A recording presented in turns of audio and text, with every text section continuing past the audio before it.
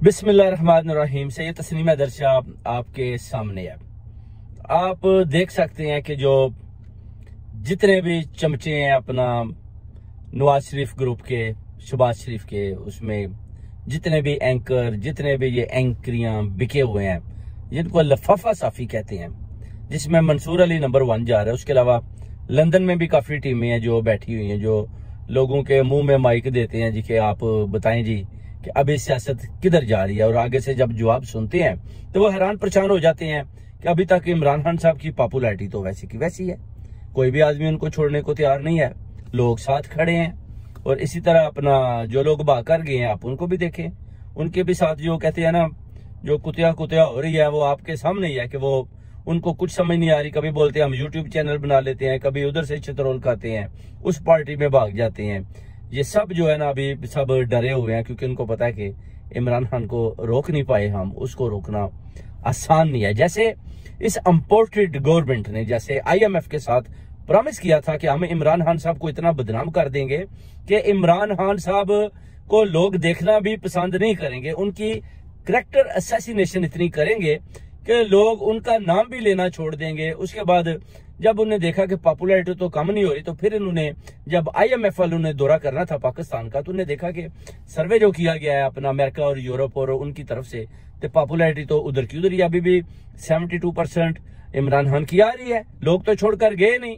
तो ये क्या चक्कर है। तो जब उन्होंने दौरा करना था तो इन्होंने बोला जी कि हम पाकिस्तान में किसी आदमी को भी इजाजत नहीं देते कि आप इमरान खान का नाम लें, जो भी नाम लेगा हम उसको सजा देंगे। ये असल में कहानी ये थी कि ये IMF को बताना चाहते थे कि आप देख लें कि कोई आदमी भी इमरान खान का नाम लेने को तैयार नहीं है। बेसिकली ये वजह थी। जब उन्होंने सर्वे किया तो फिर उनको भी आना पड़ा मजबूरन के पॉपुलैरिटी तो इमरान खान किया, तो उसके सिग्नेचर तो चाहिए जो हमने इनको कर्जा देना है।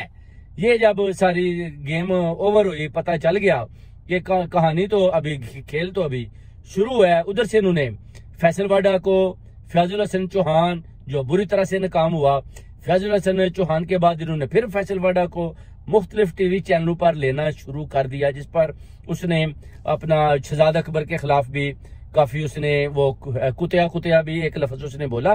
मैं आपको एक मिसाल देता हूँ कि एक दफा ऐसा हुआ कि जो ग्राउंड में कुत्ते भागते हैं ना, उन्होंने सोचा कि कुत्तों के साथ ना अभी शेर को या चीते को भी भगाते हैं, तो उन्होंने 2 पिंजरे 3 पिंजरे लिए, एक लेफ्ट वाले में कुत्ता, राइट में कुत्ता और मिडल में उन्होंने जो है ना वो चीते को शामिल कर दिया कि लो जी इधर दौड़ देखते हैं। चीते की भी बड़ी रफ्तार है, कुत्ते भी बड़ा तेज भागते हैं।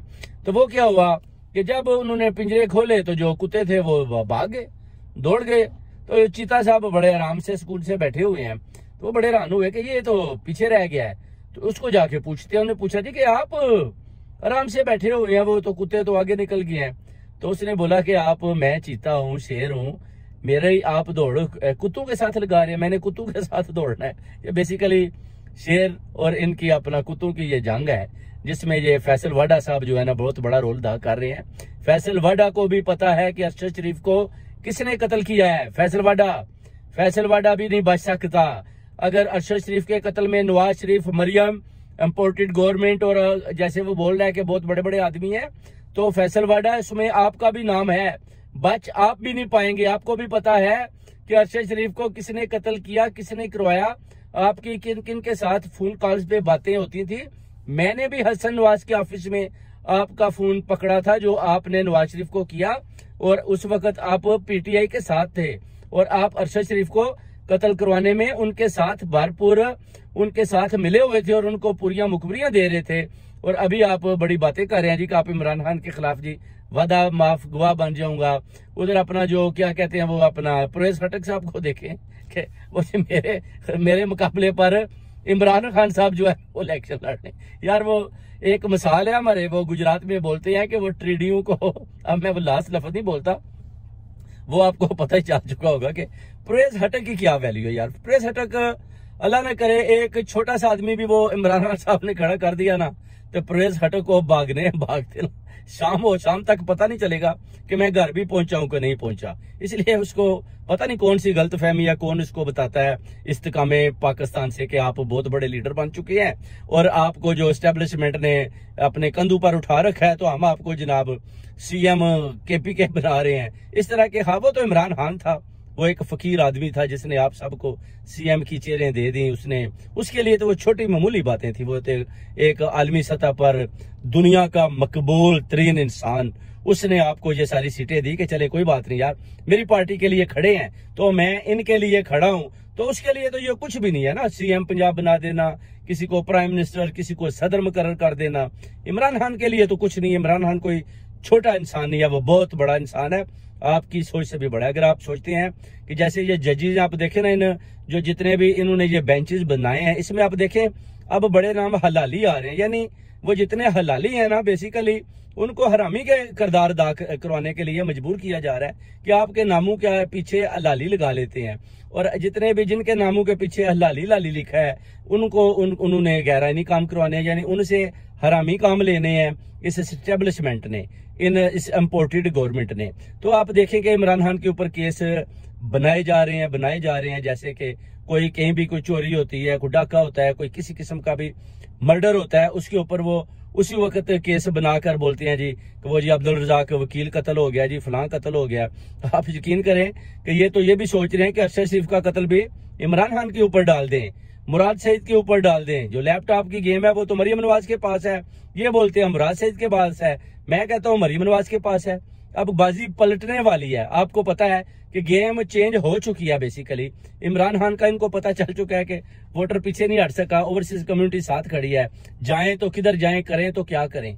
ये सारी सिचुएशन जो अभी बनी हुई है पाकिस्तान में, पूरी आलमी सतह पर, पूरी आलमी दुनिया का जो मीडिया उसकी नजरें इमरान खान के ऊपर है। और उधर लफाफा साहबी सुबह सुबह उठते हैं और इमरान खान के ऊपर तनकीद करके ये मंसूर अली और जितने भी ये अपना आसमा शराजी, ये जितनी भी आती हैं, अपने फरदौस आशिकवान को भी इन्होंने आगे लगाया हुआ है।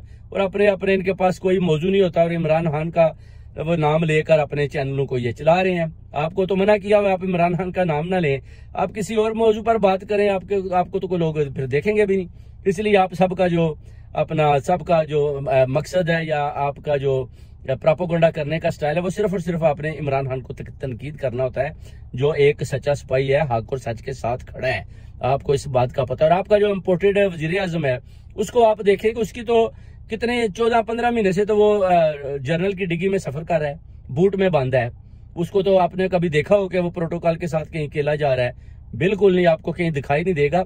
उसका ज्यादा टाइम जो है वो जनरल के गाड़ी के बूट में गुजरता है, उसकी डिग्गी में। बेसिकली उधर से वो निकालते हैं, ले जाते हैं, उधर ही डालते हैं। वो कहते हैं ये बड़ा जबरदस्त उड़न तश्तरी वाला एक खटोला सा क्या कहते हैं वो मिल गया हमें, तो इसको बस गाड़ी में डालें। अभी पहले तो जनरल डालते थे, कल एक कर्नल ने भी, जो पता चला कि कर्नल ने भी उसको अपनी डिग्गी में बंद किया हुआ था और कहीं लेकर जा रहा था। उधर कोई अकट था तो उधर वो उसने इसको बाहर निकाल कर लेकर जाना था कि उधर मैं शहबाज शरीफ को डिग्गी से बूट से बाहर बंद निकाल के तो लोगों के सामने पेश कर दूंगा जी वजीर आजम आ गए हैं, तो आप इनसे जरा पैसा मांगे। अब इनको वो एक कठपुतली बना लिया गया है, उड़न खटोला उसको कहते हैं। उड़न खटोला है ये, पैसे मांगने की मशीन। जैसे अपना बिलावल भुट्टो जरदारी कहते हैं कि वजीर आजम साहब इधर क्या कर रहे हैं, इनको दूसरी कंट्रियों में भेजें ताकि उधर जाकर पैसा मांगे और पैसा इकट्ठा करें। वजीर आजम का काम पैसा मांगना है, ये पैसा मांगते हैं, पैसा को देने को तैयार नहीं, उल्टे अपने मैंगो दे जाते हैं, मैंगो भी चले जाते हैं, तो फिर ये घर आ जाते हैं।